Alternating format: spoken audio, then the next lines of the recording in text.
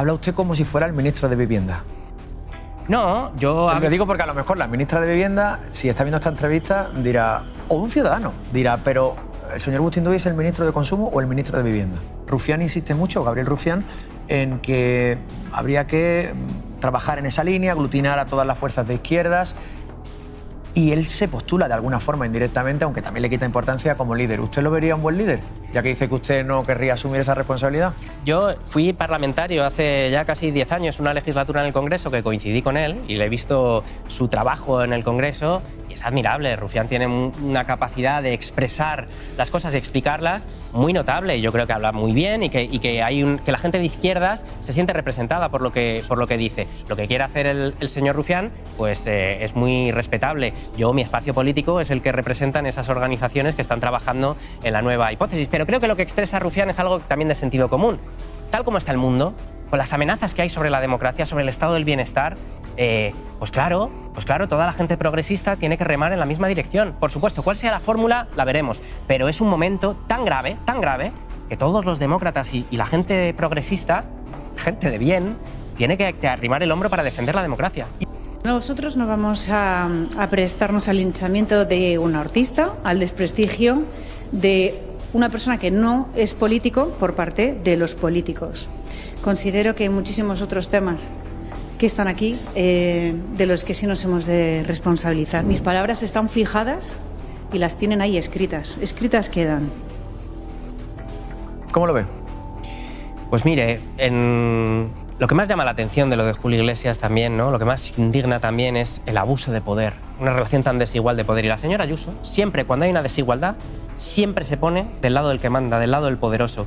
Es lo mismo que hace cuando Trump ataca a otro país. Es lo mismo que hizo cuando Netanyahu estaba desarrollando un genocidio del pueblo palestino. La señora Ayuso nunca tiene dudas, siempre se pone del lado del que manda, del poderoso. Pero esa actitud servil, periférica, ser los lacayos de quien manda, no es la visión que tiene un patriota. Vale para la extrema derecha, tremendos patriotas, aquellos que lo máximo a lo que aspiran para España es a ser lacayos del que manda. La voy a poner no en mi boca, que mi opinión no importa, sino en la boca de alguien que forma parte de la coalición Sumar, que hoy es noticia en las últimas horas porque directamente dice que Sumar ha muerto, y es Antonio Maillo, que es el coordinador general de Izquierda Unida. Vamos a oír. Izquierda Unida existe para construir mayorías sociales, para articular políticamente el malestar, para transformarlo en esperanza organizada. De esta forma, Izquierda Unida y las organizaciones que conforman la coalición Sumar llevamos tiempo explorando la posibilidad de un acuerdo que nos lleve a las mejores condiciones a las próximas elecciones generales. Hay que ir más allá, no hay desánimo, vamos a dar la batalla por la democracia y por los derechos. Izquierda Unida forma parte de Sumar. Es un pulmón importantísimo de Sumar porque además no es un partido territorial, está en toda España y además con importante presencia y mucha tradición. Si no está Izquierda Unida, ¿puede existir Sumar? Pero a lo que se refiere Maillo aquí es a que las grandes organizaciones que están en la coalición de Sumar, que son Izquierda Unida, Más Madrid, los comunes, están trabajando para preparar el ciclo político siguiente, que es lo que tienen que hacer las organizaciones políticas. Pero no bajo la marca Sumar ni con el liderazgo de Yolanda Díaz. Cómo se llame la marca es una cuestión secundaria. Yo creo que lo importante es que las organizaciones están trabajando para proyectar un modelo político con el que ir a las siguientes elecciones cuando sean. Una cosa es la labor de gobierno, en la que estamos centrados, resolver el problema de la vivienda es la prioridad número 1, y las organizaciones políticas hacer su trabajo con total normalidad. Pero entonces, vamos, cero dramatismo, ¿eh? Sí, no, pero entonces de alguna forma está asumiendo esto que dice el señor Maillo, está asumiendo que Sumar, la marca Sumar, y no sé si el liderazgo también de Yolanda Díaz está amortizado. No, pero Movimiento Sumar es uno de los partidos que está en esas negociaciones y trabajando en ese planteamiento. Entonces, no hay tal disputa, Yo creo que es lógico que las organizaciones políticas pues planteen sus horizontes a futuro. Y creo que el mensaje central es que la izquierda en España va a tener un espacio consolidado y una opción electoral en las próximas elecciones donde estarán las grandes formaciones y todas las que quieran sumarse. ¿Y usted podría descartar absolutamente hoy que usted podría ser líder de ese nuevo movimiento o esa nueva coalición que pueda surgir como marca electoral nueva de cara a unas próximas elecciones? Sí, yo lo he dicho ya muchas veces, no tengo la más mínima ambición de liderar nada. Que usted no tenga ambición no significa que le elijan o que le pidan es que tengo clarísimo... Diría que no. No, claro que no. Yo lo que quiero es resolver el problema de la vivienda. que es la principal dificultad y preocupación de las clases trabajadoras en España. Y esto, usted que lo habla, ya que me vuelvo a sacar el tema de la vivienda, con la ministra de Vivienda. ¿Cuándo fue la última vez que usted habló con la ministra de Vivienda? ¿Esta semana ha hablado? Sí, claro, si además nos llevamos muy bien. Sí, claro, pues se lleva bien con ella. ¿Y con el presidente del gobierno ha hablado después del anuncio que hizo el otro día, que no les gusta ese anuncio? Hemos hablado, tuvimos el Consejo de Ministros el martes, sí. ¿Y qué le dijo? En corto, digo. Hablamos con total normalidad. Es que además las diferencias son conocidas, ya lo sabemos que tenemos modelos diferentes. Tenemos modelos diferentes, el Partido Socialista lo ha planteado así. Quiere resolver el problema de los alquileres mediante bonificaciones fiscales a los propietarios y nosotros queremos proteger a los inquilinos con una prórroga. Creo que habrá que rectificar y reconducir las posiciones para que pueda haber un acuerdo. ¿Y lo ve posible? Hombre, claro, en política todo es posible y además yo soy una persona muy dialogante, muy constructiva. Yolanda Díaz lo es también y negociaremos hasta la extenuación para que haya una prórroga de los contratos de alquiler en España que proteja a 1,6 millones de inquilinos. Rufián insiste mucho, Gabriel Rufián, en que habría que trabajar en esa línea, aglutinar a todas las fuerzas de izquierdas. Y él se postula de alguna forma indirectamente, aunque también le quita importancia como líder. ¿Usted lo vería un buen líder? Ya que dice que usted no querría asumir esa responsabilidad. Yo fui parlamentario hace ya casi 10 años, una legislatura en el Congreso que coincidí con él y le he visto su trabajo en el Congreso. Es admirable. Rufián tiene una capacidad de expresar las cosas y explicarlas muy notable. Yo creo que habla muy bien y que la gente de izquierdas se siente representada por lo que dice. Lo que quiere hacer el señor Rufián pues, es muy respetable. Mi espacio político es el que representan esas organizaciones que están trabajando en la nueva hipótesis. Pero creo que lo que expresa Rufián es algo también de sentido común. Tal como está el mundo, con las amenazas que hay sobre la democracia, sobre el estado del bienestar, pues claro, toda la gente progresista tiene que remar en la misma dirección. Por supuesto, cuál sea la fórmula, la veremos. Pero es un momento tan grave, que todos los demócratas y la gente progresista, gente de bien, tiene que arrimar el hombro para defender la democracia. Y eso que usted dice se puede anteponer y les hace tragar, imagino que podría ser una expresión adecuada, con todo, me explico. Con casos de corrupción, se lo digo porque Yolanda Díaz se enfadó mucho cuando Cerdán entró en prisión el pasado verano, dijo esto es una vergüenza, no caben paños calientes. Cuando entró Ábalos en prisión dijo que no podían seguir así, exigió una remodelación del gobierno, ahora pide respeto también a cuenta de las bonificaciones planteadas por el Partido Socialista, por el presidente del gobierno. Quiero decir, levanta la voz, levanta el tono, pero ahí siguen ustedes. Hombre, levanta la voz, lo que ha expresado es públicamente, lo que no podría ser de otra manera ante cualquier caso de corrupción, la indignación y decir que caiga quien caiga. Que caiga quien caiga, hay que esclarecer lo que ha pasado. Ustedes siguen ahí, siguen formando parte de ese gobierno y no sé qué pueden hacer o si van a hacer algo más o van a seguir manteniendo. Bueno, nosotros estamos en el gobierno para resolver el problema de la vivienda para las clases trabajadoras, que merece la pena, para transformar el sistema de la dependencia, para acabar con la pobreza infantil, para subir el salario mínimo. Para eso estamos en el gobierno. Claro que merece la pena, sobre todo cuando uno mira alrededor y ve lo que hay en el mundo. Es decir, en España podremos discutir si los pasos adelante son grandes o pequeños, pero seguimos avanzando, mientras estamos viendo cómo alrededor del mundo hay ataques sistemáticos a la clase trabajadora y a los derechos fundamentales de la gente en sitios donde parecería inconcebible hace apenas unos años. Hay que seguir trabajando para defender cada derecho conquistado y lo vamos a hacer desde el gobierno, desde las instituciones y desde las calles también. Y van a aguantar hasta 2027 a pesar de que este año pues veamos juicios, condenas de personas relevantes y que han tenido importancia en el gobierno. Me refiero a Ábalos, me refiero a Cerdán. Aunque esto ocurriera, ustedes van a seguir en el gobierno y van a aguantar hasta 2027. Hombre, es que cualquiera que haya traicionado el mandato de la voluntad popular incidiendo en prácticas de corrupción, que lo pague con toda la severidad, por supuesto. Este gobierno no tiene ninguna sospecha sobre sí misma y el papel de Sumar en el gobierno va a ser empujar todo lo que esté en nuestras manos para avanzar en derechos sociales, para defender el estado del bienestar, para redistribuir la riqueza en nuestro país. Mientras podamos hacer eso, desde luego vamos a empujar con todas nuestras fuerzas para conseguirlo. Ministro, vamos a tratar de situar y de que la gente se haga una idea clara. Y corríjame si los datos son equivocados. Ahora vencen muchos contratos que se firmaron después de la pandemia, durante la pandemia, 5 años después. Creo que algo más de 1,5 millones de contratos de alquiler. Son 632.000 contratos este año que afectan a 1,6 millones de personas que viven en esos hogares. Exacto. Se lo digo porque a la hora de renovar esos contratos, 600.000, más de 600.000, hay dos fórmulas. La que propone el Partido Socialista, que nos ha dicho esta semana en boca del presidente del gobierno, le dice a los caseros, oiga, renueven al mismo precio, no suban el precio y yo les voy a bonificar, es decir, no les voy a cobrar IRPF por lo que ganen de esos alquileres.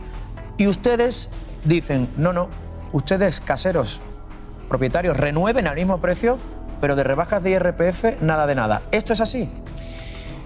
Más o menos es así. La situación es que vencen esos más de 600.000 contratos que se firmaron en el año 21 en un momento en el que los precios eran inferiores y que por tanto hay más de 1,5 millones de personas en España que viven con ansiedad y angustia el momento en los próximos meses en el que tengan que renegociar ese contrato y puedan encontrarse con subidas del alquiler del 30, el 40 o el 50%.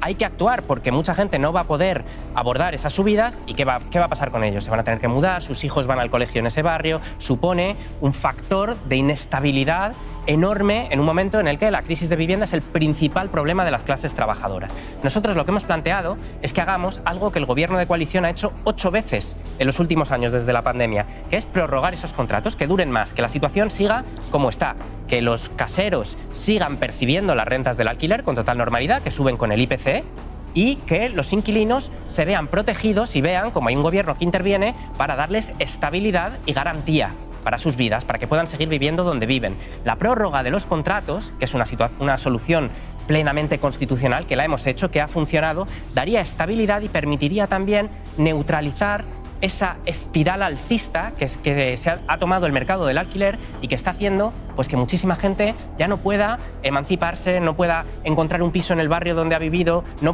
que tenga que dedicar un 40, un 50, un 60% de su salario a pagar el alquiler. Lo que queremos es una solución en la que no pierde nadie. Los caseros siguen percibiendo sus rentas con total normalidad y los inquilinos ven prorrogados sus contratos y, por tanto, pueden seguir viviendo en sus casas con una estabilidad y una tranquilidad que creo que es la que se merece garantizar el derecho constitucional a la vivienda. Puede haber propietarios que nos están viendo ahora mismo y que digan, bueno, ¿y por qué me carga a mí el ministro la responsabilidad de, alguna forma, ofrecer una vivienda a un precio asequible cuando debe ser una responsabilidad de la administración pública, que es quien debe de construir y de impulsar la vivienda pública o vivienda social? Claro.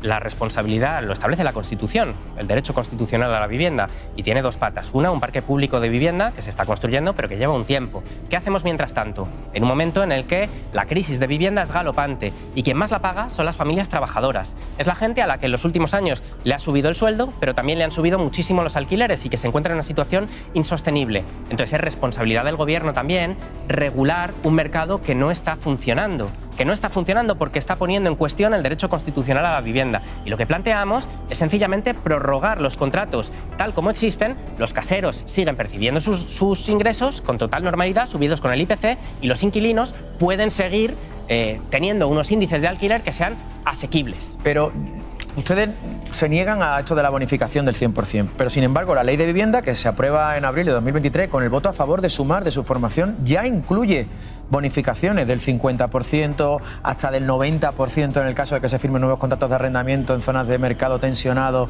Claro, pero eso es lo importante. Claro, no, sí, lo estoy leyendo por eso. O sea, sé que las condiciones no son las mismas, pero quiero decir, ¿a ustedes les molesta la bonificación per se, conceptualmente, o que se bonifique un 100%?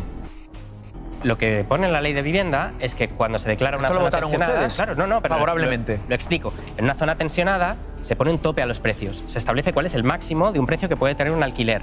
Y a continuación, en esas condiciones, hay una bonificación fiscal para los propietarios. Es una situación completamente distinta porque ya está regulado, hay un precio máximo y entonces se bonifica fiscalmente. Ese no es el modelo que yo defiendo, pero en todo caso, en un contexto de precios controlados y regulados, una bonificación fiscal no es lo mismo que decir, en la situación actual que tenemos, mandar un mensaje que es que la intervención en el mercado de la vivienda consiste en perdonarle o en eliminar los impuestos a los propietarios de vivienda que la alquilan, porque entonces el mensaje que estás mandando es que en España por trabajar pagas impuestos, por invertir pagas impuestos, por contratar pagas impuestos, pero por recibir rentas del alquiler no pagas impuestos. Es un mensaje que yo creo que no es correcto. Y es que además, un segundo solo te lo explico, sería una medida ineficaz, porque en el contexto de fuertes subidas de los precios del alquiler que ha habido en las grandes ciudades en España, la bonificación fiscal cubriría solo una parte de la ganancia que podrían tener si ponen el piso en el mercado al nuevo precio. Es decir, no compensaría. Como incentivo a los propietarios para decir no suba usted el precio que yo le compenso vía impuestos, ni siquiera serviría, porque los precios han subido mucho más de lo que implicaría la bonificación fiscal. Así que no creo solo que sea una cuestión injusta, porque la renta media de los caseros en España es el doble que la de los inquilinos, sino que además sería ineficaz. No serviría para resolver el problema.